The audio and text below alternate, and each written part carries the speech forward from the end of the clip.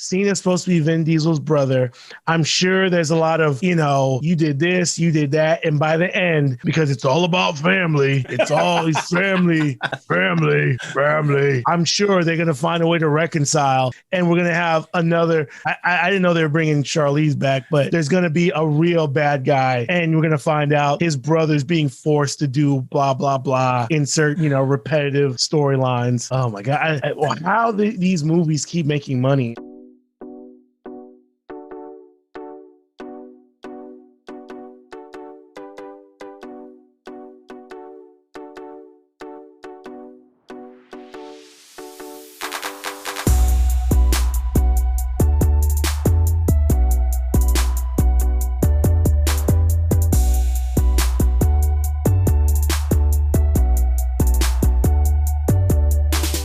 Everybody, this is Zeb Wells, and you're listening to The Usual Saints.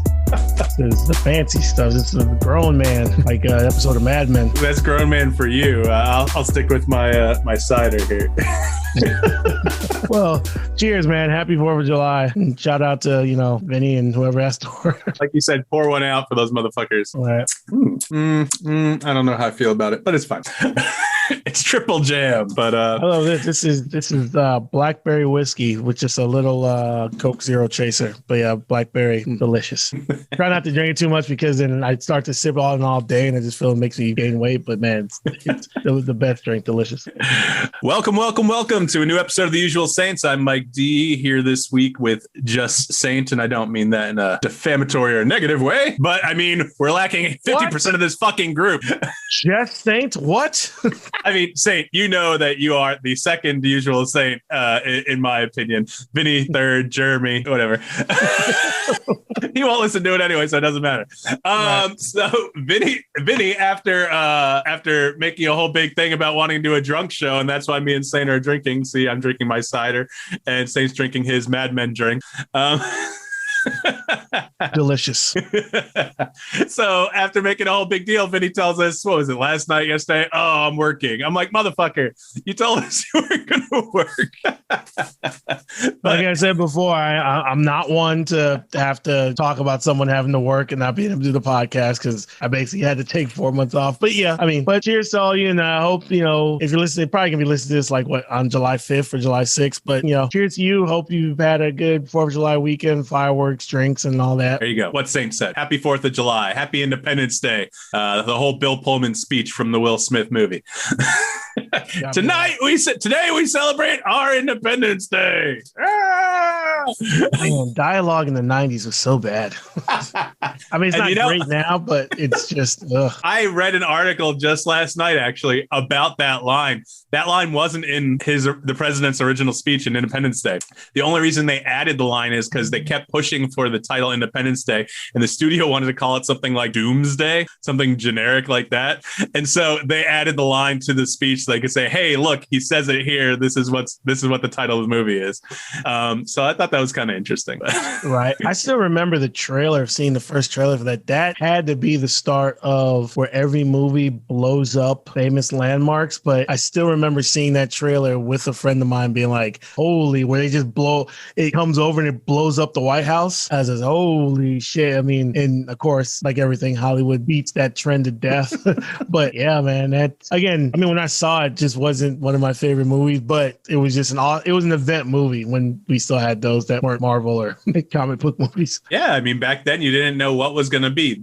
In the same article, that year, 1996, Independence Day was number one. Not really a shocker. I think it was only 300 million domestically. You hear that now, you're like, oh, that's not that much. But back in 96, it was a lot. Then you had Twister was actually number two. And shocker, Mission Impossible, the first one, was number 3 for the year. Now Mission Impossible can be one of the top movies of the year every year. But, I mean, they always kind of have been. That's that kind of event movie as well. Now, especially with what Tom Cruise has kind of taken those two, the level that they are now. They're not just spy espionage movies. Now they're insane, jump out the Burj Dubai climb down.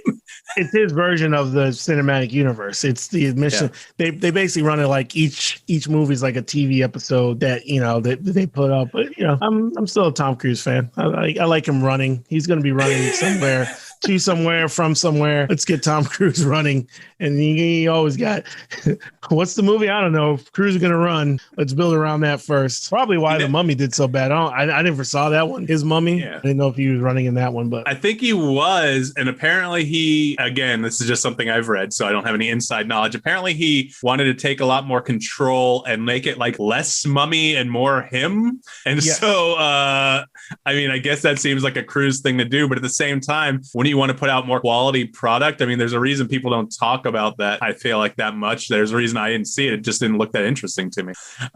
So yeah, I don't know. What? Go ahead. Not a small tangent, but again, the first Mummy, and I remember seeing the first Mummy with Brendan Fraser and surprised how campy it was at times, which actually I think helped it. But then again, like Hollywood, they overdo it. And with the sequels become just complete garbage to me, including the one with The Rock and Scorpion King and all that nonsense. But that was supposed to be the start of the Universal, their quote unquote monster cinematic universe. And it's like, it's called The Mummy. Brendan Fraser is not the reason people are going to see the movie. So if Tom Cruise wants to be the star, it's like, I'm the star of this movie. Like, you're missing the point. It's the monsters are the point. But, but again, stick to Mission Impossible. What else is he still doing Jack Reacher movies? I don't know. Aren't they doing that TV? Oh, that's Jack Ryan I'm thinking of. Right. I don't know. I don't know if he's still doing movies or not, but you got to stick to what your strengths are. I wanted to touch on the running thing because you brought up his running.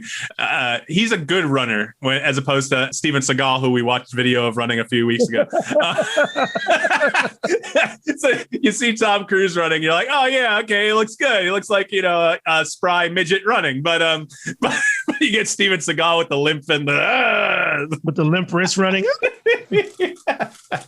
Oh my God. All right. So let's see. We were talking about, while we were recording our other podcast, the usual Sainte Screen Reviews, we were talking about Mythic Quest a little bit. You said you only saw a little bit of it. Yes. I didn't know if have you seen a full episode, or how long ago was that? That came out last year, so it might have been a while ago. But they're on season 2, right? No, I was excuse me. That was a little of that whiskey. That's okay. That's what this show's going to be called. We were going to call it the drunk show when Vinny was going to be here. I knew Jeremy wasn't going to be here, but we'll see how far along we get. I was streaming. It's funny. There's so much to watch now, and then you can't find anything, which is just crazy to me. I was scrolling through Netflix, HBO Max, Amazon Prime, and I was like, I haven't looked at the Apple TV Plus in a minute. I think because July 1st, they're actually charging us $5 for the first time for it. So just going through, and I've been saving it. I'm probably going to watch on the boat. I haven't watched Ted Lasso, and I know season 2 is about to come up. My wife, she's watched a couple of series on that. The Sea show with Jason Momoa. There's a show about a podcast. I forget what it's called, but it's a show where a reporter makes a podcast about a true crime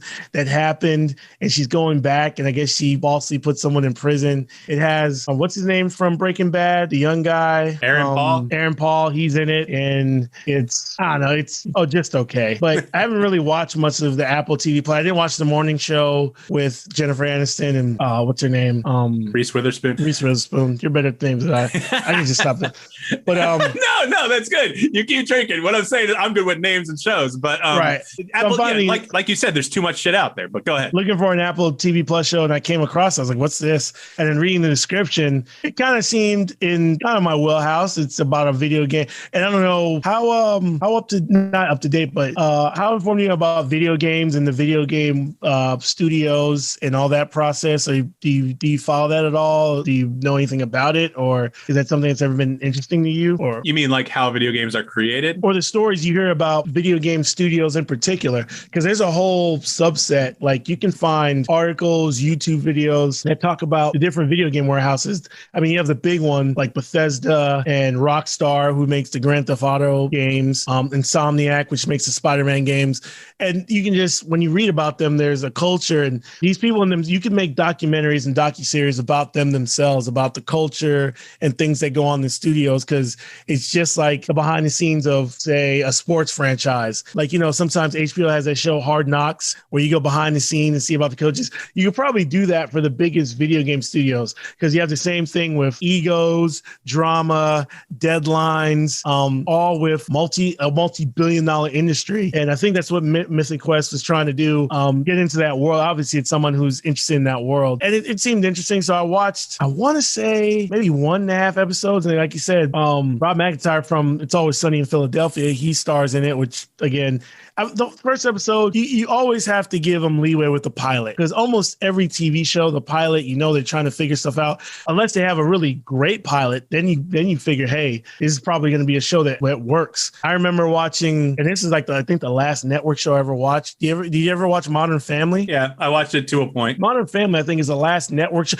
That's a lie. It was Modern Family and This Is Us. Those are the two shows on network TV where I watched the pilot and I'm like, oh, this is going to be a great show, which nowadays I think it has to be if you're going to be a network show. Otherwise, actually, no, you know what? And that's a lie too, because The Good Place is a network show, right? I didn't watch it on network, but The Good Place, I watched that on Netflix. That's a network show too. But so the pilot was a little, but I seen where they were going. I seen the funny, and I'm not deep into that world, and you can get down a rabbit hole with Gamergate and all that kind of bullshit. But I do keep up with the houses, especially the bigger ones from titles that I want to see. For example, they said one of the big news that just came out is that the new Grand Theft Auto 6, that it might not hit until 2024 or 2025. And part of the reason is, Rockstar is probably, besides it in-house, maybe Nintendo studio, they're probably the biggest studio in video gaming. Every game they've made has made close to $1 billion. So they come out with Grand Theft Auto 5, I believe 2013 for the PS4, and huge hit, huge success. So big that Sony eventually agrees to have it as one of their prepackaged games that they sell with the PS4. They go on, they have Grand Theft Auto Online, but their next game, which ended up being Red Dead Redemption 2, I don't know if you've ever played that. I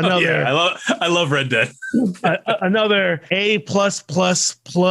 Like sometimes that's the reason why, on a drunken tangent, I don't excuse any studio for making sub-quality games. Not every game needs to hit the level of a Zelda or Red Dead Redemption or Grand Theft Auto, but it seems like you guys aren't even trying. And it seems like Rockstar and Nintendo, they'll just be like, hey, look, we're delaying the game because the game's not ready. And if you're not cool with that, well, too bad, because the game's not ready. They do not believe in, we have to get the game on this deadline and we'll patch it. Like, no, what we want in the game, we'll take our time, and it could be, we'll delay it a year. Who gives we've got the money. So they're kind of like, and I think the best studios work like that. All that to say, because of what they had to do with Red Dead 2, and there were stories coming out that they're pushing people were working 100-hour weeks, which I kind of laugh at, because on the boat, technically I'm on the hub for 112-hour weeks. That's what we work on the boat. Technically 16 hours a day, 7 days a week, no days off. Technically that's what we work, even though we get time off. But like the work conditions, like I guess people at their studio really complained about it, because in order to get that game, the gold master to launch it, like people were just getting pushed and pushed and pushed and pushed. So that was a bit of bad news. So for that development, it's stated that for the next Grand Theft Auto 6, that even though they basically have the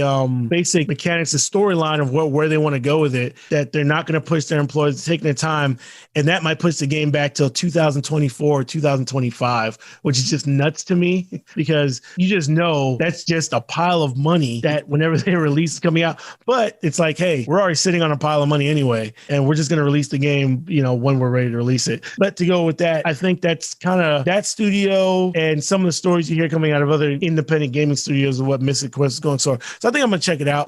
How far deep into you are you? Are you on the second season already, or no? We just finished the mid-season finale, and there's a quarantine episode which we just started before we started recording this. I heard that was really good. I heard that episode was supposed to be really good, so I may get into it to get on that. Yeah, I love Rob McElhenney from Sunny, and Charlie Day, and him, and one of the writers from Sunny, Megan Gans. They created the show Mythic Quest. So Charlie Day is one of the creators of this show too. Yeah, he also writes it too sometimes. Him and Megan Gans, and it's not the three of them exclusively, but they seem to write a lot of the episodes, and there are a lot. I think there's 20 something episodes, almost 30 episodes. So right. I don't know if Apple TV, I can't tell from my TV Time app if they drop them all at once like Netflix. I feel like they used to put them out a week at a time, because I watched Defending Jacob on Apple TV Plus. which was good. I'll recommend that if you want to watch it. It's a drama. But they put it out 1 week at a time. We couldn't binge watch. So I'm thinking that's what Mythic Quest is doing. But I love the comedy. I love the actors. The characters are great. They have you watch Sunny, you know Cricket from Sunny, the dude they always fuck with, the white dude with I think he's missing an eye at this point, and like he's got like scabies and shit. Okay, yeah, I got you. Yeah, that actor is one of the main actors in the series. So I was like, oh shit, that's Cricket. So seeing things like that, it introduced me to a lot of new actors that I didn't know were around either. What's her name? Charlotte Nickdow. I think she plays Poppy Lee in the show. She's like the head of technology, the director of technology, the head coder, and she's really funny. Like, and apparently she's a stand-up. Right. She's from Australia or something like that. I love her. She's like our favorite character on the show. She makes me laugh every time. And it's got Danny Putty from Community. Right.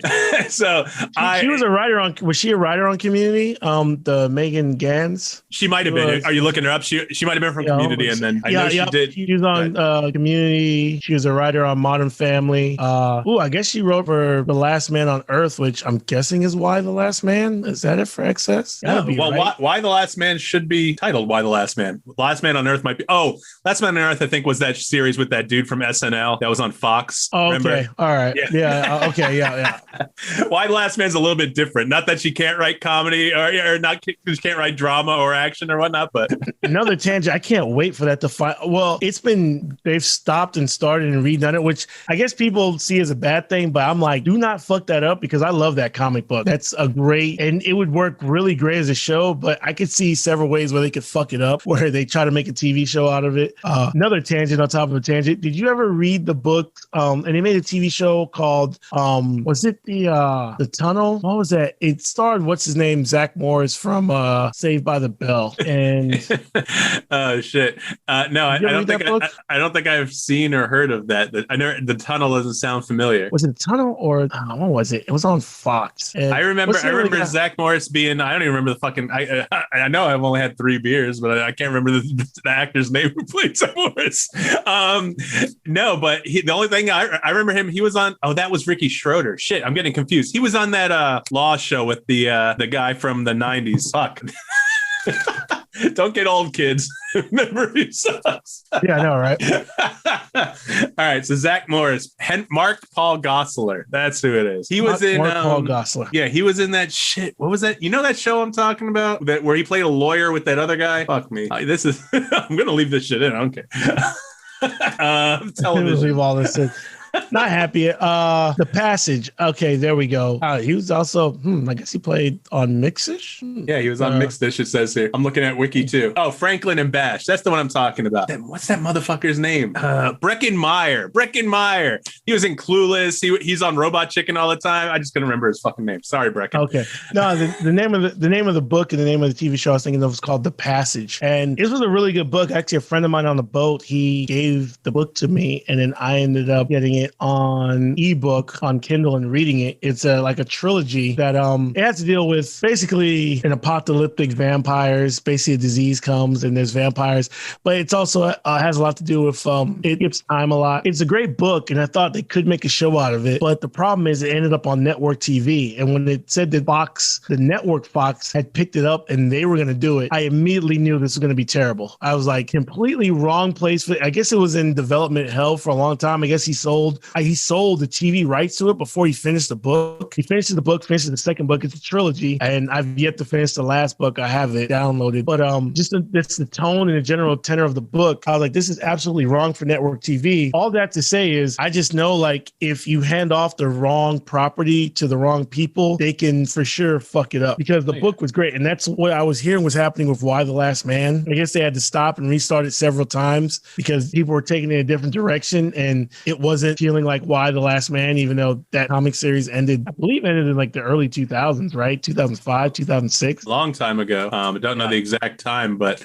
that's one of my ones I have behind me. What the fuck is this now? My wife's hair on my shoulder. DMZ. Have you ever read DMZ? That's another comic series that's really good. That would be a great TV series, but you got to do it right. Like and like you're saying, you can't do network. Network's just going to fuck it up. They have had the restrictions. You know, you have the FCC, you have broadcast, all that shit. You got to put it on like Netflix. So, like, look at The Boys. The Boys took a while to get on TV, but when they went on Prime, shit, that series is awesome.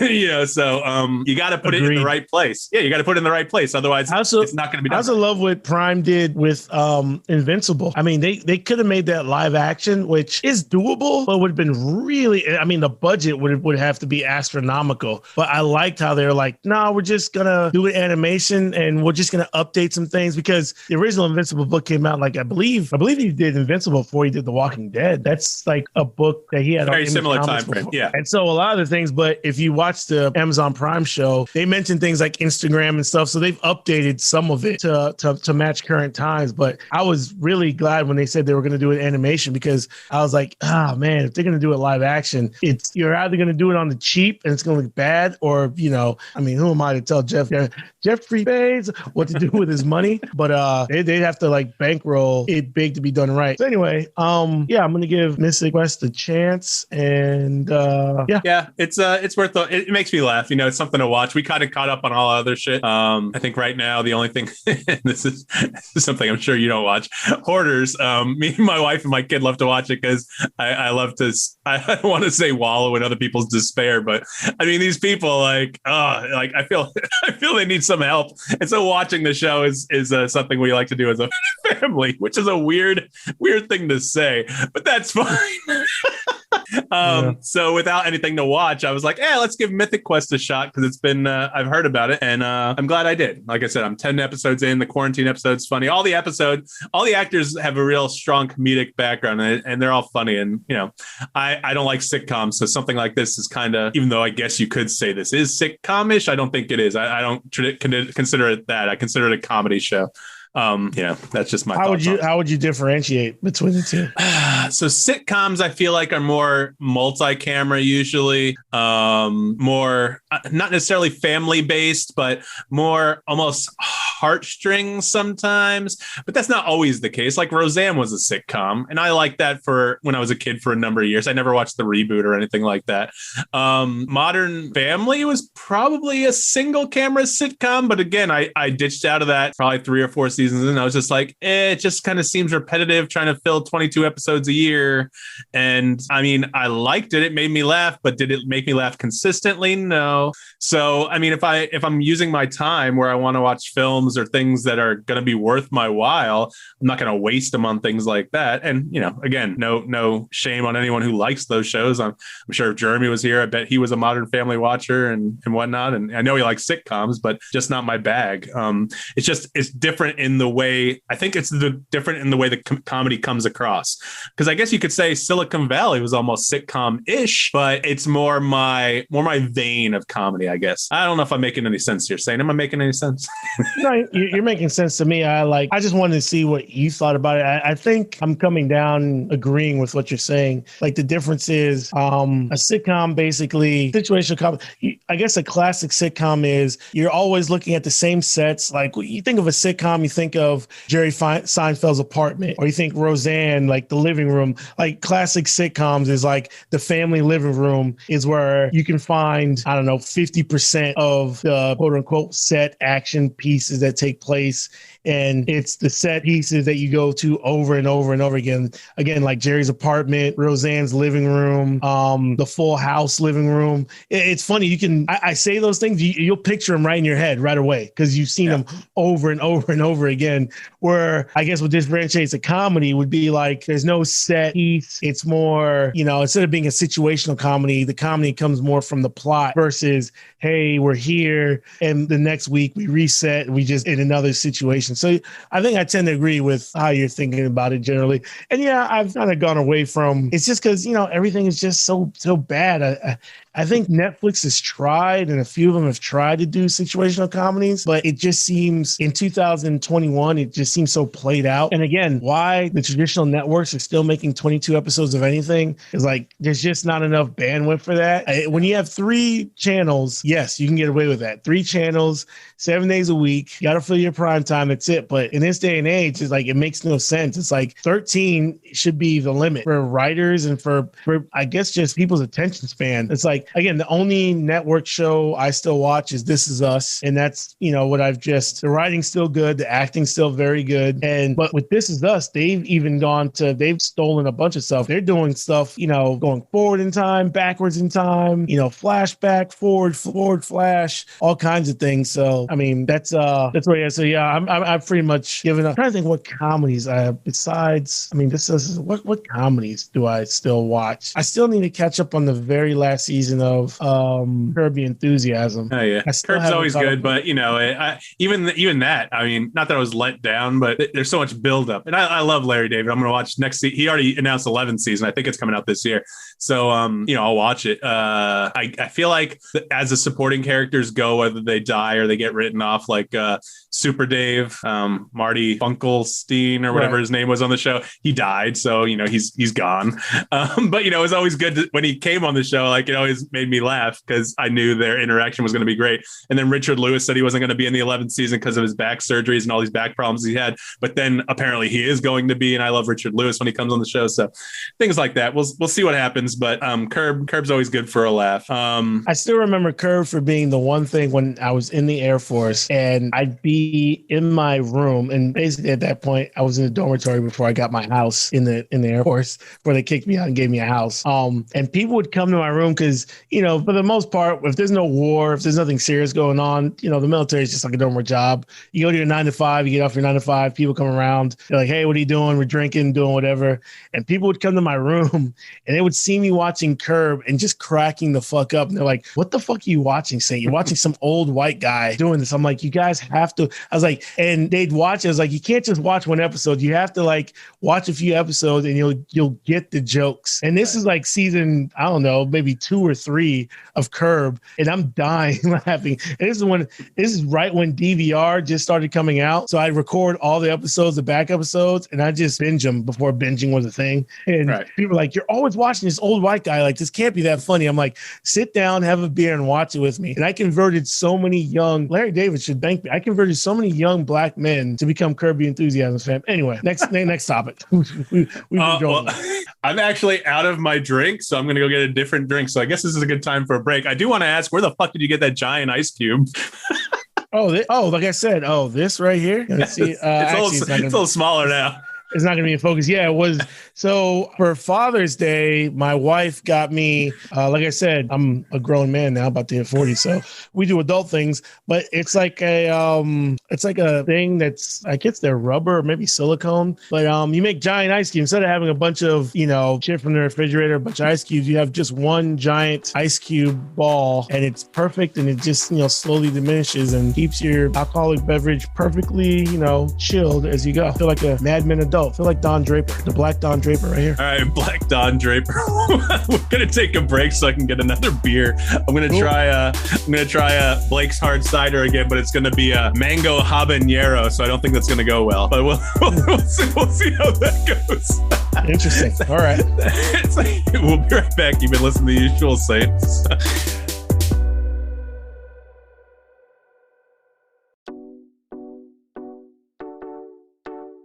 Hi, this is Fred Alford. Listen to The Usual Saints on your favorite way of getting a podcast.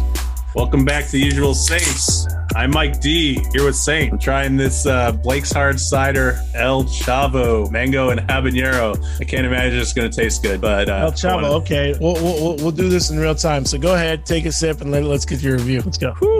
I don't know. I'm taking it. What's the flavor again? Habanero and what? Mango and habanero. So you got a little bit of sweet mango to mix with the hot habanero. Yeah. Okay. Wait. Let me ask you another question. How many? What's the total sugars and calories on that thing? Oh shit! Nutrition information. Let's see. Nutrition might be a stretch, but go ahead. 180 calories. Sugars 13 grams. Is that a lot for a drink? Not. I mean, it's less than your average, soda. But okay. All right. So let's take a taste and see what we get. Go ahead. It is gluten free. Always a plus. All right. Definitely has a spice, which I've never had from a cider. A little spiciness. It's not horrible though. It goes down easier than the triple berry or triple jam that I just had. But wow. Yeah, it's interesting. I've never had a spicy drink before. Oh, I forgot go ahead. The scale. There's a scale between dry and sweet, and this one seems to be right above middle. So I don't know. I'm not really a dry cider guy, so I guess I need. And I'm guessing your last one, triple berry, is supposed to be on the more sweet side. I think so. Yeah. So it's in the other room. This is the fourth. I bought a 12-pack, 3 cans of each. This is the last one I've tried. I've tried the other 4. The strawberry lemonade is my favorite. I guess this would probably be my third. To be honest, the regular cider, their flannel jam or whatever they call it, that was not my favorite. That was like, it tasted, I don't know. It tasted like an apple from my childhood, but not one that I wanted to continue eating. So I finished the 1 can and I was like, yeah, I'm good with that for now. This isn't horrible. I mean, I'll drink the 1 can because we're, recording, but there's our cider review for the week. Oh, wait, I got to give a shout out. So let's see. Original Sin. We talked about them on one of our prior podcasts. Here we go. Have you sinned today? Original Sin, Black Widow. So they are, I think, based out of New York. And I bought their Black Widow because it sounded interesting. And I figured I'd give it a shot, their Black Widow cider. And all the cans, like at the top around the lip of the can, and I don't really love canned drinks, but I drink them when I have to. It had like this sharp edge, and I actually cut my lip a little bit right here. Ooh, that's not good. Not horrible. Yeah, it wasn't horrible, and I'm not like a lawsuit guy or anything like that. But I mentioned it to them on Twitter, and they're like, "Oh, hey, blah blah, no, sorry about that," and they reached back out, but they were taking forever to reach back out. And finally, a few weeks later, they reached out, and the CEO contacted me and said, "Hey, man, I'm sorry about that." And I'm like, "Yeah, well, just so you're aware, like, it's a small company," and I'm like, "Just so you're aware, I bought another one since then. I think I bought your pear one, and it did the same shit to me." So I said, "You might want to watch your canning." But I said, I'm not worried about it. He's like, "Listen, I'm just going to send you a check or, for both this." And then he sent me these stickers for the original cider. So it really tastes good. The Original Sin cider. They just got to work on their canning, but I appreciate the CEO reaching out to me just because I reached out over social media. That was unexpected. But yeah, that's good. Well, at least they're, I appreciate companies that at least take the time to at least act like they care when there's a problem. I mean, especially something like this, like if your cans are a safety hazard, I mean, that's a big issue.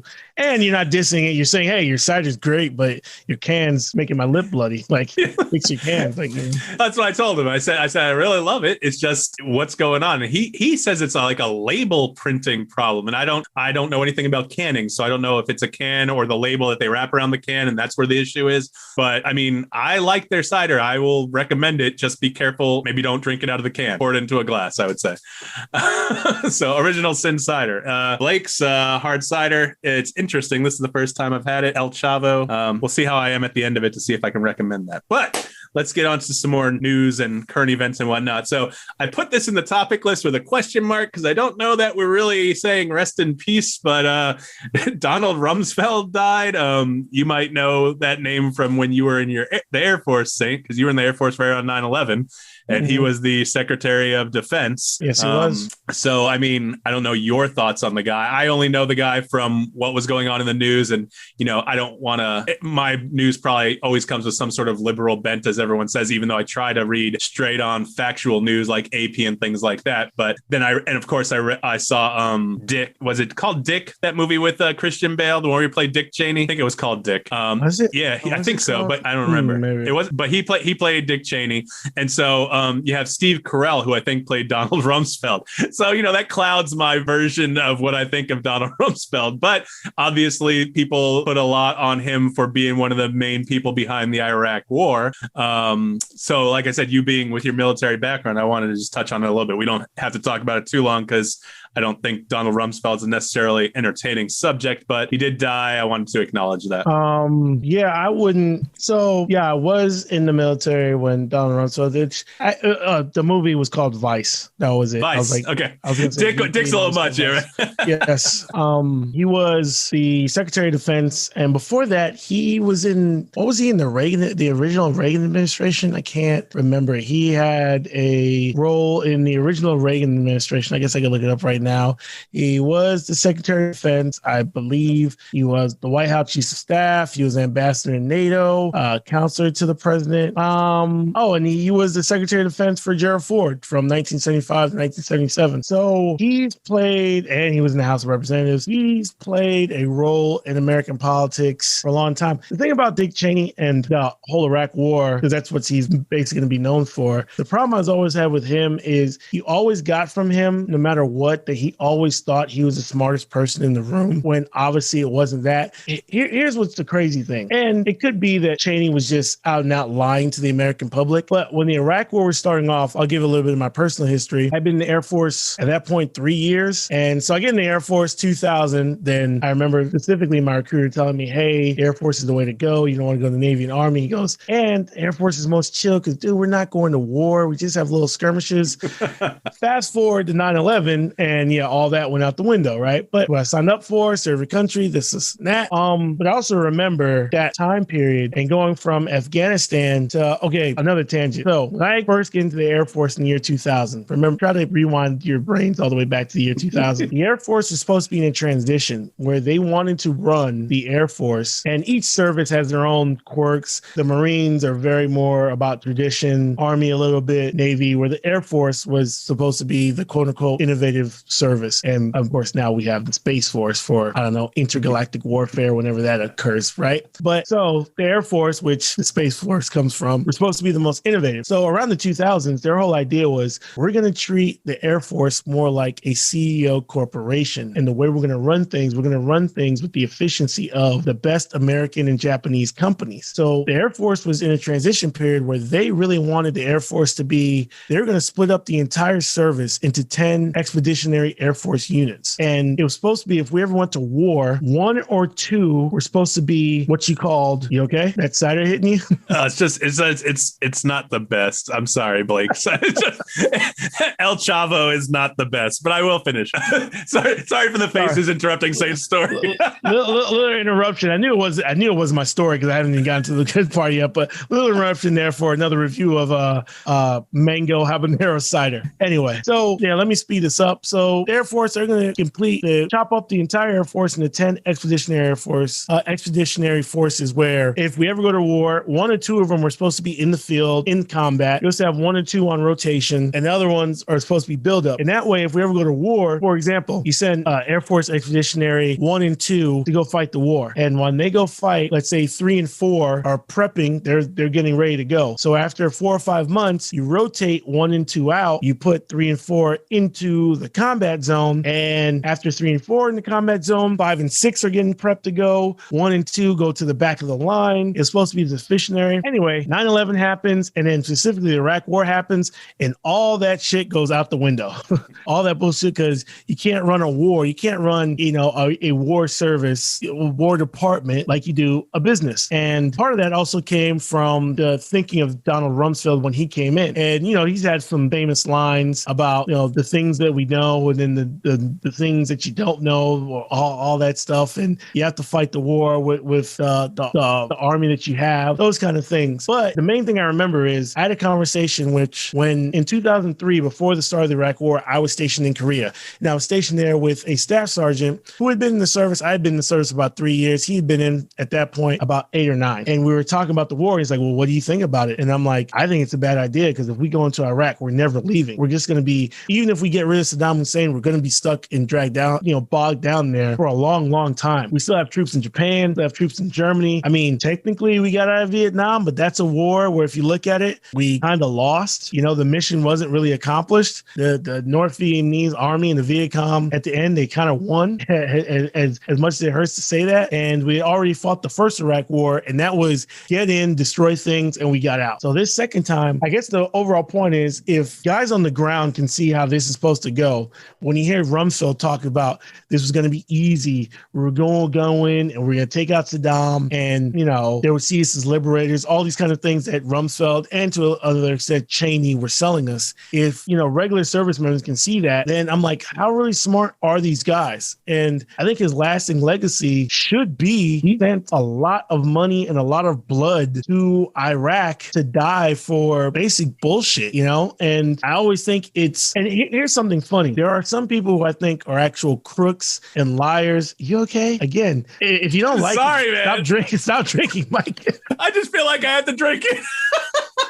He is struggling to get through that cider. I'm like, dude, if it's not good, just stop drinking it. Maybe I should. I'll send you over some of this blackberry whiskey. I guarantee you that you'll be able to make it through this. I mean, I'm gonna put this on YouTube anyway, so people are gonna see my faces. But it's like, oh, it's rough, dude. I'm sorry. I don't know. Maybe it is the heat. Maybe I've never drank a hot drink before. I don't know. Whatever. Go ahead. But I think, like I said, you have con men, you have liars. But the thing that's kind of dangerous about Rumsfeld is he's someone who actually believes his bullshit. And even if everyone else can see that, it's kind of bullshit. Like, he thought he was the smartest person in the room, and he's like, well, these things will work if we just do it. If we just do it and we use our military might. And I always felt him and Cheney were the kind of people who they were looking for a war. Getting in there, I think at that time, especially in 2000s and everything that occurred, there are people who get into those offices like the vice president, secretary of defense, whatnot, who I believe from day one that they wanted a war, and whether it was going to be with Iran, Iraq, or whatever. Once George Bush, and I mean, we can have a separate discussion of whether Bush was really in charge or not, but once him and Cheney were in there, they were looking for a war to fight. It was just a matter of time, and it just so happened September 11th gave them the opportunity. So right. I know some people are overly harsh. I'm the type, like, unless you, I don't know, did something, pedophilia or rape or something, I don't like speaking too ill of the dead. But yeah, Rumsfeld is not one of my favorite persons, and I think even to him, if you believe in the afterlife, I definitely don't think his legacy is how he thinks it's going to be. So yeah, he died, and that's the most I want to say. Like, well, another one of the Bushies died. So there you go. All right. Let's see. Where should we switch to? My bad. I promise we'll rapid fire through the rest of these. No more long-winded stories. Oh, no. Listen, we're good, man. Like, if we don't get to this shit, we don't get to this shit. Eventually, we're going to talk about, let's see, the topic at the top of the list. Besides the character crushes, which I think Jeremy put on there, the North Carolina zoning commissioner refuses to address black woman with doctorate as she requested multiple times. That's not that old, but I don't remember that much about the article anyway. I already mentioned it. Let's talk about it. So anyway, I remember basics. There was a guy, a zoning commissioner, as the topic says. So they're having a Zoom meeting, as everyone is wont to do now, even though society's getting back to normal. And there's a woman who has a doctorate and is addressing the zoning commission. And this guy refuses blatantly to call her doctor several times, even though he calls her miss or calls her other things. And she's like, doctor. And so this old white dude just keeps calling her whatever he wants to call her. And so, I mean, I just thought it was crazy that when someone specifically says doctor, and legitimately, like, I try to be respectful and call people doctor or whatever title they've earned. But if someone's telling you numerous times, like, bro, take note, maybe you should listen to the lady. I think he wound up being dismissed. That's the problem with going back to these old topics. It's hard to remember the details without looking up or linking to them. But he definitely got some heat for it either way. No, and I think that goes with the current trend that we have in society today. Like, if she's earned a doctorate, and I've heard people say that they've said the same thing about Joe Biden's wife. Like, oh, I'm not going to call her Dr. Joe Biden. It's like, hey, look, dude, I didn't make up the rules. The rule says if you went and you got a doctorate, even if it's an honorary doctorate, like, somebody felt they don't just give honorary doctorates to any old body. And if someone gets a doctorate in education, a doctorate in this, they have earned that title. And if that's what they prefer to be referred to as, you should respect it. Excuse me. I think we just live in a society nowadays. And again, this can be said oftentimes. Again, we don't want to be a political podcast, such and such. But I want to say, not the cause of it, but I think the Trump and Trumpism is where everything starts to turn, where people felt like shame and apologizing is just, Trump has shown them the way. Like, yeah, if you want to be an asshole and you don't want to abide by new societal norms, well, fuck that. And there's nothing wrong with you. It's wrong with them. Start playing the victimhood, and it's, oh, I got to call somebody a doctor if they want me to, I don't know. Oh, I have to, call you by what gender preference you have and all this shit. It's a pushback against all that. And unfortunately, there's, an audience for it, mainly. And like you said, and I hate to generalize this, it comes from the, oppressed white man guy, like, oh, I got to do with all these society changes, which, society always changes. That's just the nature of progress. But I feel there's been a backlash to it now where they feel like I don't have to call somebody by the appropriate, whatever gender they choose, whatever pronouns they use. And if this lady wants me to call a doctor, if I don't feel she's earned it, I don't have to do it. So I feel it just that's where we're going now. And I mean, it's sad, but it's not surprising to me. So yeah, that's where we're at. All right. So I'm going to go dump out this El Chavo and get a strawberry lemonade. So we're going to take another quick break. Saint's going to continue drinking his blackberry whiskey and Coke Zero, you said? A little bit of Coke Zero on top as a chaser, but I'm almost done with it. Probably not going to because it's feeling buzzy, but yeah. Need a little bit more. This is the drinking show. All right. So we'll be right back. I'll have another Blake's, and you've been listening to The Usual Saints.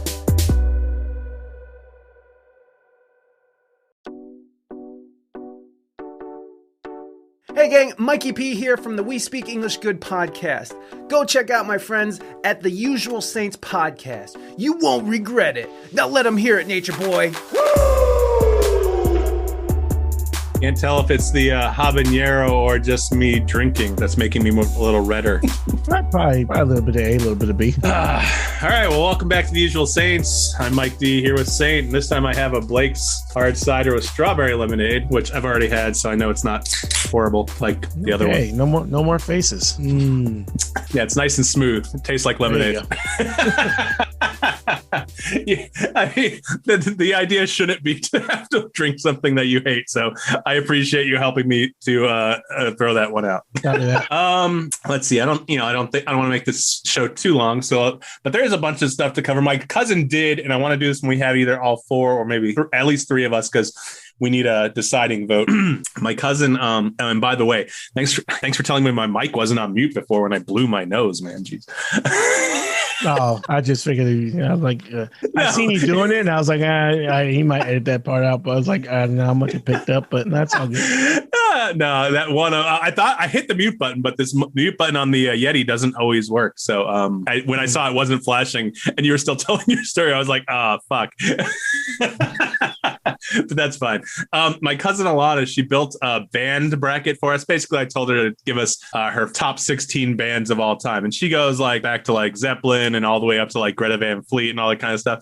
But, between two of us, we can't, because if we don't agree, then we would split the bracket. So we need 3 or 4 at least. So I'm waiting to do that one till next time. I did want to touch on, you said you watched Lovecraft Country, so that just got canceled by HBO. I remember, I know we talked in the text that you weren't necessarily a huge fan of it, and obviously you went down a rabbit hole and found out some other stuff. I mean, what are your thoughts on? We don't have to talk about Lovecraft Country in general because I thought it was a decent series. It was definitely was it different than what I thought it was going to be? I don't know. It went in some interesting directions. But I was sad to see it go because I liked Jonathan Majors in his role on that show, and obviously we're going to get some more of him with Ant-Man. But what did you think about the cancellation or the series itself? I was really excited for the show, and as a show as a whole, I thought Jonathan Majors probably was my favorite part of the show, and it had some interesting things in there. Also, the one lady who played B-15 in Loki, she was in the show playing the sister of Jurnee Smollett. Jurnee Smollett. Yep. But overall, I guess I was anticipating more of a serialized, narrative, and it kind of drifted into I wouldn't say monster of the week, but it kind of seemed like there was some serialization in it, but it seemed like the middle part kind of was its own independent thing. I really enjoyed the first episode, enjoyed the second episode of the first 2 episodes. But once we kind of got into the crust of it, it seemed like this was perhaps more anthology-ish, because I remember even reading the creator of the show was a woman. She was saying that she could envision a second season, but bring in a whole new cast or a whole new group of people. But I was saying by the time it wrapped up, me and my wife, it just wasn't, I don't know, something about it just wasn't doing it for us. So again, I enjoyed the acting. The acting was great, but the overall storyline, it didn't really keep my interest as much as I thought it would. I was really hoping it was more of a,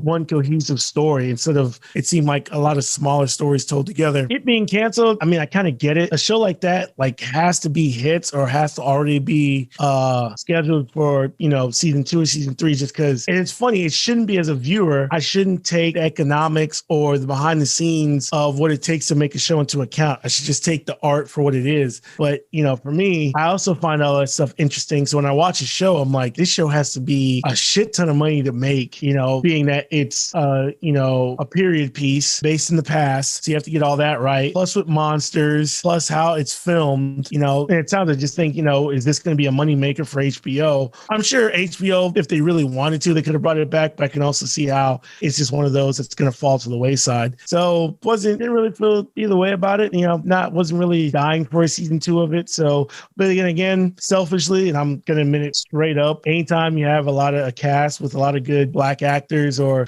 a diverse cast, not just a regular, cookie cutter things you see on screen, I'm always rooting for it. That's, like I said, I was really anticipating it. And after the first episode, I was like, wow, that first episode, I'm like, I'm in all the way. And then it kind of went in direction. Maybe it was my own fault for anticipating something that it wasn't. But as it went on, I'm like, okay, it went, the story ended. I was like, okay, cool with it. But, still looking forward to everything that Jonathan Majors does. And, going on and finding out, once the show came out, listen to a podcast and really find out how much of a racist H.P. Lovecraft was, and to see, the author of this book, because this is based off of a novel that trying to rewrite his whole history. They'd made that, what was it, John, what was his name? John from Mars? Is John Carpenter? Oh, John Carter. Mars? John Carter from Mars. But to come to find out that in the original H.P. Lovecraft, he was a Confederate soldier, and there's just a lot of Confederate, how would you describe it? Sympathy in like a lot of H.P. Lovecraft stories and stuff. So I was just like, oh, okay. But yeah, like I said, never wish for people to be out of work, but I'm okay for it being canceled. Did they touch on during the series? Did they go to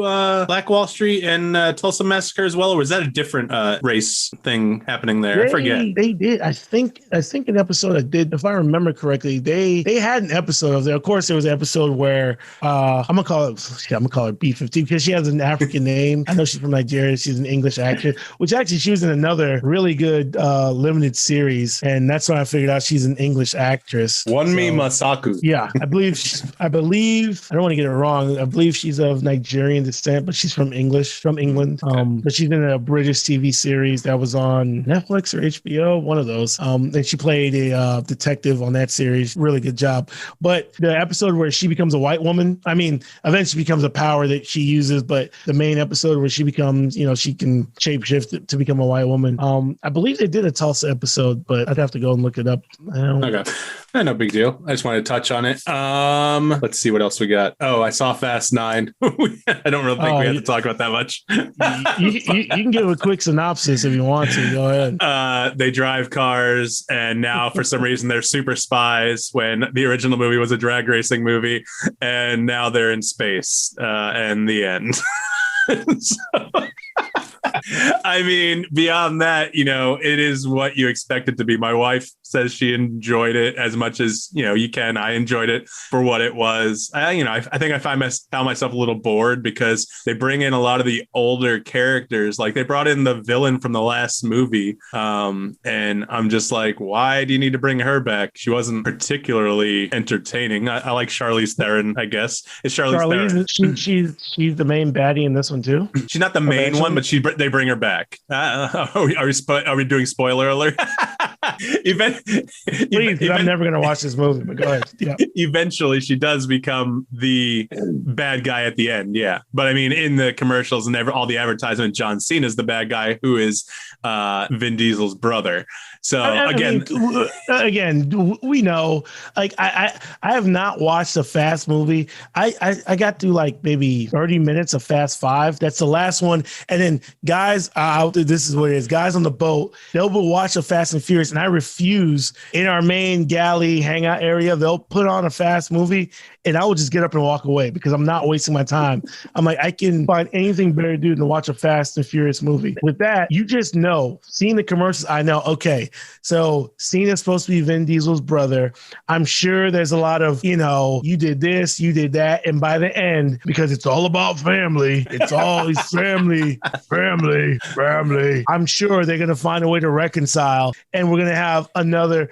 I didn't know they were bringing Charlize back, but there's going to be a real bad guy, and we're going to find out his brother's being forced to do blah, blah, blah, insert, repetitive storylines. Oh my God. How these movies keep making money. It's like, it's like people keep watching Transformer movies, knowing that there's eventually going to be a Fast and Furious Transformers crossover. But it's like, come on. Two different studios. That would be interesting to see a crossover. Yeah, it's Paramount is Transformers and Universal is Fast and the Furious. I mean, they can do it. I mean, what, Spider-Man is Sony and Disney. I mean, they'll figure it out. I mean, I know originally it was supposed to be Fast and Furious with Jurassic series, and I think eventually someone's gonna, fucking get their head out of their ass and figure out that's a terrible idea. Where if Fast and Furious and Transformers just makes sense, even though you have to figure out the whole Tyrese thing. Like, how do we? Wait a minute. How does he exist in two different universes? Right.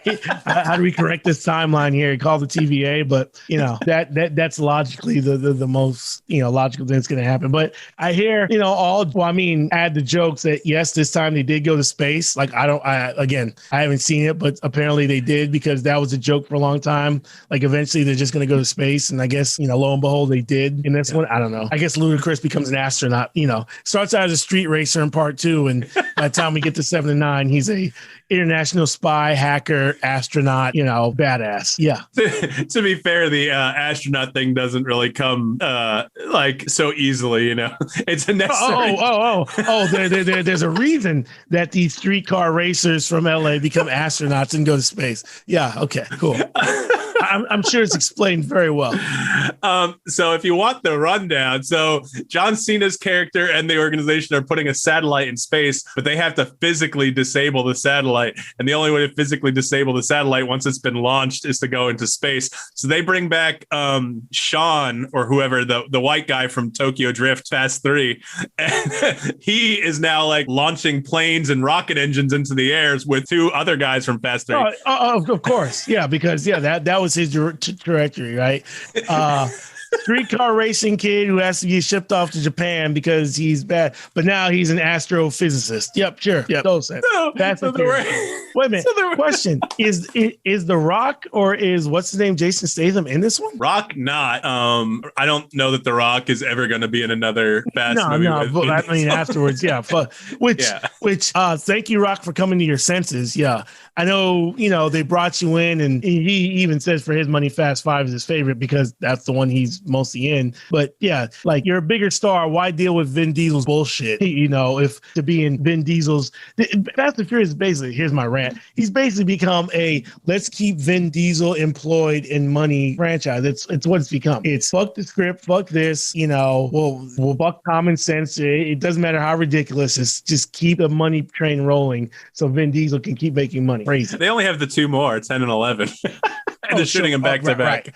Right. Yeah. I'm sure it's going to end there, right? We're going to get the Fast spinoff, and how pissed off those guys were that The Rock and Statham got their own spinoffs, which basically you can tell now it's basically because The Rock's like, yeah, I don't want to fucking make another movie with this asshole. Like, and why should he? Why the fuck should he? And I think that's how it's going to be, because Jason Statham does show up at the end, in an end credits scene for like a minute. But they are what they are. I'm not going to say they're cinematic masterpieces by any stretch of the imagination, but I still went and paid $7.50 or whatever to go see it, plus $7.50 for my wife, plus popcorn. Or no, we didn't get popcorn. We got snow caps and an icy. So the theater made $25 off this weekend.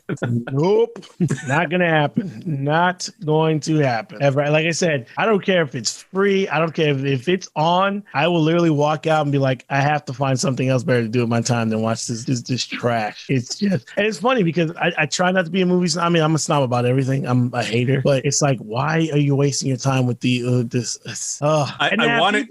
Go ahead. I want it to be good. I want it to be, oh wow, this is why I came to see the film. But I can't remember the last time it was. So it's been a minute. No, I think the last time had to be The Rock. Had to be, introducing more and more people to it, bringing The Rock in. He turned the franchise around, but again, and I have no reason not to believe him. If you read his Instagram and his Twitter, he's like, had a great time on set, except for some prima donna fucking bitch motherfucker. And everyone knows, oh, you're talking about Vin. Yeah, Vin. He's the prima donna bitch made motherfucker who, acts like a diva on set for everything, when really this is the only thing in Hollywood you can do now. That and Groot. Literally, you're in a Marvel movie where the only thing you have one line of dialogue through an entire freaking series. Like, there you go. So yeah, I don't need to give it a rating. It's a fast movie. That's everyone knows what it is. They're going to see it. But yeah, we'll see what happens with that. Should we touch on other things? I don't know. I'm kind of tired, but let's see. We're about to have a hurricane hit. It's going to be a tropical storm. It's going to hit you more than me. I don't know. That's the current cone. You guys doing any prep for a tropical storm, or you just kind of weather that one out? No, we're prepping a little bit because my wife, she's still kind of new to Florida, so she's, a little concerned. She wants to make sure we're ready, and I didn't know if I was going to be here for it or not. But it looks like I am going to be. So we're just prepping, just getting things ready if the power goes out. Hopefully, we didn't get the charcoal grill, so that might be an issue. Hopefully, it's just a tropical storm.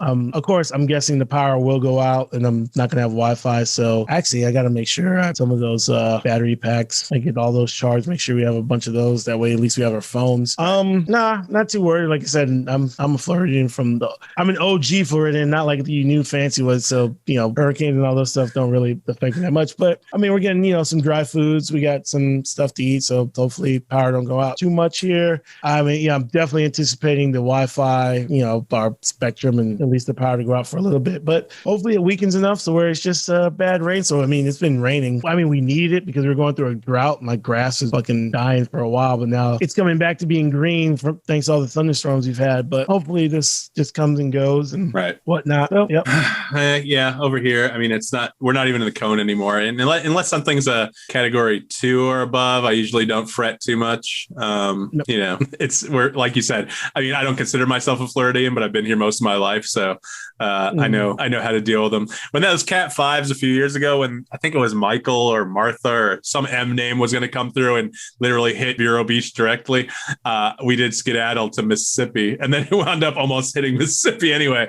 But we wanted to get the fuck out of the way of that. We didn't want to have to deal with any Cat 5 bullshit. But yeah. Right.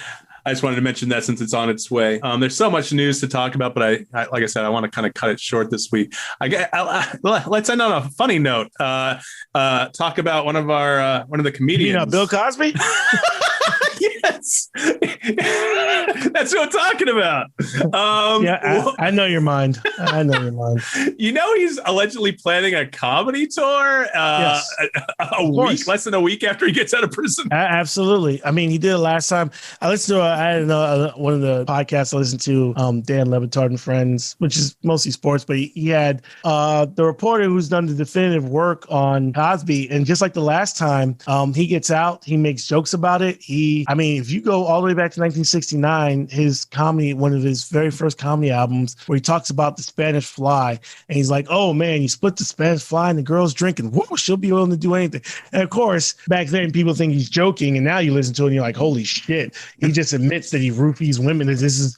It's kind of like Louis C.K. in one of his, comedy specials talks about, well, don't sometimes you just want to take out and jerk off. It's like, yeah, it's funny when you think it's a bit, but when you realize, no, this is what he's into. But no doubt, it's not Cosby so much, because I do think there's something where if you become that rich, that famous, have so many yes men and yes women around you, where people literally, their livelihoods is based on you. Like literally Cosby's brand has paid for multiple people's livelihoods.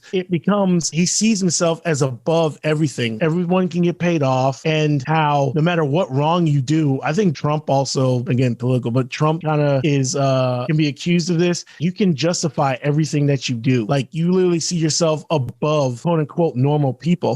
What really bothers me is just his enablers, from Felicia Rashad, fucking I understand Cosby gave you a career. I understand you wouldn't have a career without this man, but to not believe women this way. And but to get back to your original question, if in your mind you're above this, you're above normal people, of course, like he doesn't really think what he did is like, I'm supposed to be able to do what I want with women because I'm Bill Cosby, and everyone's been kissing my ass and giving me everything I wanted since I became rich and famous. So if I get out of prison, and of course he's going to say, not actually admit that you got out on a technicality, but admit that he's somehow vindicated. You have to roll with the narrative. And if he's vindicated, why wouldn't I go out on tour? I did nothing wrong. You understand? So it's that sick kind of mindset that I'm just more, I guess, disappointed with his enablers and people around him, even his wife. I mean, just, man, like you got the money anyway. But, and obviously this man's been a serial cheater. Obviously they had a kind of relationship where she just knew what kind of guy he was. I'm not saying she knew he was a rapist,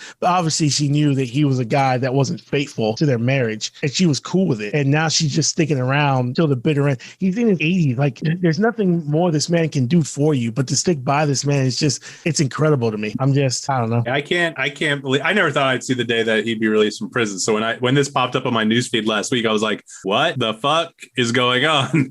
And it's shocking, you can say that maybe people aren't taking the women seriously, but I think it all goes back to this ridiculous agreement the prosecutor made before he did his civil deposition, where they said, oh yeah, we're not going to press criminal charges. And now the Supreme Court in Pennsylvania or whatever has to stick by that because this dipshit prosecutor, district attorney or whatever, promised he wasn't going to press charges. And then the new district attorney comes in and says, oh, fuck that. We're going to press charges against this asshole. But the thing is, he's not. And this guy, he's one of Trump's, impeachment attorneys. So again, not to get political, but you can kind of see where that falls. He's one of Trump's impeachment attorneys. And they said he went before Congress and gave a ridiculous, just more ridiculous. But this is the kind of guy he is. And they even said, even with this technicality, the Pennsylvania Supreme Court, where technically they're correct, it seems like from the get-go, they were against the prosecution so they were either old school Cosby fans or whatnot.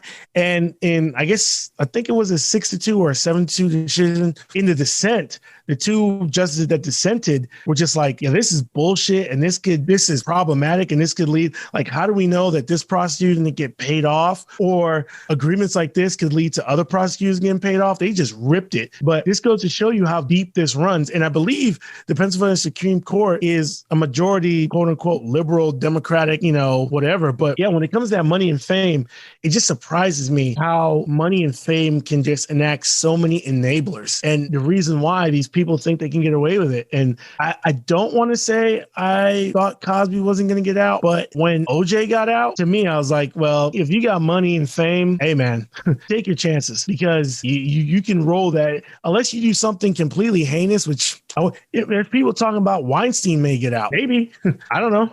So that's just where we are right now, man. I mean, I guess you don't need me to tell you it's good to be rich and famous, but it's just ridiculous. So I guess that's just where we are as a country now. And again, I just want to feel like the kind of society we live in, you can make excuses for, everything. Oh, it's either a political witch hunt me personally, I've been disappointed seeing some black people saying like, oh, well, we finally got a black man, they're always trying to lock up our black men. I'm like, stop defending fucking creeps and assholes. I'm like, there are plenty of legitimate reasons why the justice system is unfair to minorities, blacks, whatever you want to say, but defending Bill Cosby, it's not it. And that shit just drives me up the wall.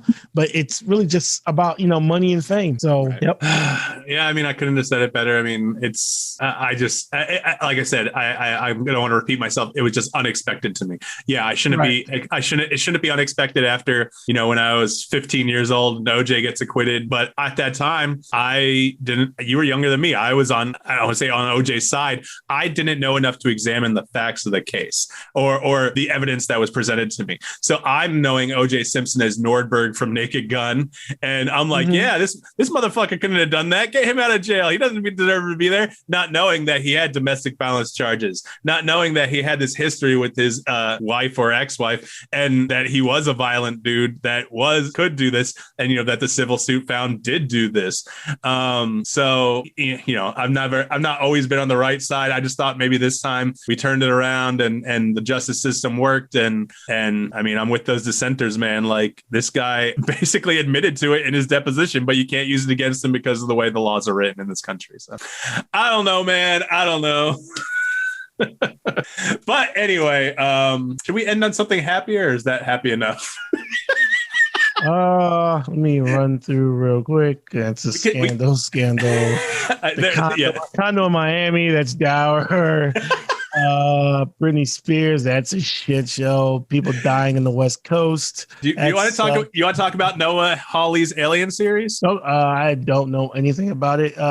Yeah, give me a quick 2-minute rundown. We'll end on that. What's it about? All right. So Noah Hawley, you know him at all? No. Okay. So he's the creator of the television series Fargo, as well as Legion on FX. Okay. I'm down. Yep. Yeah, he's great. Like I've loved every season of Fargo. I loved Legion. It was 3 seasons or 2 seasons of greatness. Yeah, liked it too. Yep. Yeah. So he is doing an Alien series based in obviously the universe without, Ripley, without Sigourney Weaver. And this time it's going to be on Earth, and he wants to kind of make the corporations face what they're trying to deal with. So I think aliens are going to come to Earth, and given his history with television series and what he's come up with, I got to have a little faith in him.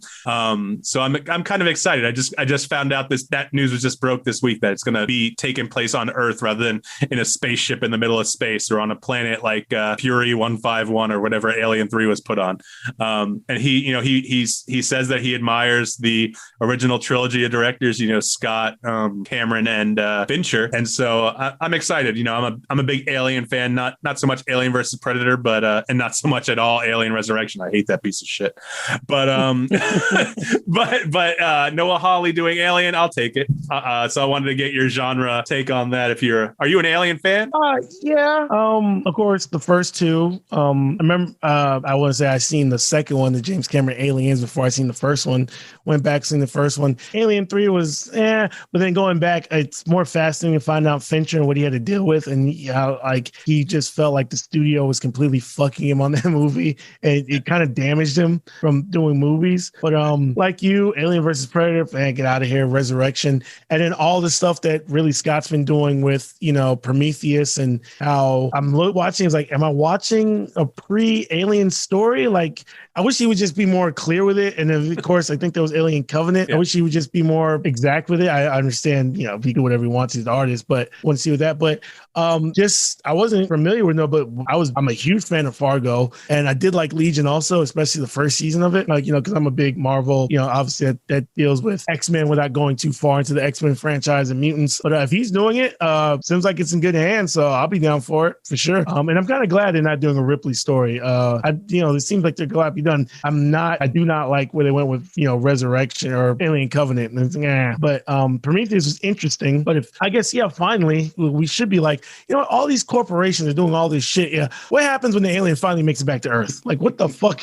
What are y'all going to do with this shit that you guys been trying to get for the longest time? I'm down. Isn't it at the end? And this is going back, you might not remember because it was 97, I guess. At the end of Alien Resurrection, even piece of shit as it is, aren't they headed back to Earth at the end? Yes, so I think so. I believe so. Yeah. So I don't think this is a continuation of this. I'm not sure if he's going to disregard that, but like you stated so eloquently, I feel like in Noah Hawley's hands, I mean, it's almost like in Noah Hawley, I trust at this point. I'll put that on my currency. I trust this dude. He's a good creator. He's a good writer. So, all right, that's better than Bill Cosby. All right. Yeah. Fuck Bill Cosby. Yep. Fuck Bill Cosby. All right. So I appreciate everyone listening to us this week. Let's see. You can catch us on social media at The Usual Saints. You can hit us up on the website, theusualsaints.com. You can listen to our sister podcast, which Saint is going to work on. He just put out Loki 1 and 2, and we just did Loki 3 and 4. So he'll be putting that out soon. The Usual Saints screen reviews. Look for that on Apple, Anchor, Spotify, all the usual suspects. Oh, that's funny. Unintentional. And we'll have another episode of that soon as well. And hopefully we'll be able to keep putting this out every week. Vinny and Jeremy may be back for the next one, and hopefully Saint stays around long enough to do at least one more, so we could say bye like we did last time before he goes off into a boat in the middle of the Pacific Ocean or wherever you go. Yep. All right. I don't know. Somewhere in the Bering Strait. That was the running joke. Bering the Bering Strait. Okay. Bering Strait. That's funny. Well, you can put a boat between the Bering Strait, right? It's right there. I don't know how big it is, how long it is, or wide it is. I think that's between Russia, but yeah, it's okay. You can see Russia from your backyard. Yeah. All right. So, so for Saint, I'm Mike D. Thanks for listening to The Usual Saints. We'll be back next week with a brand new episode, and love you. Peace.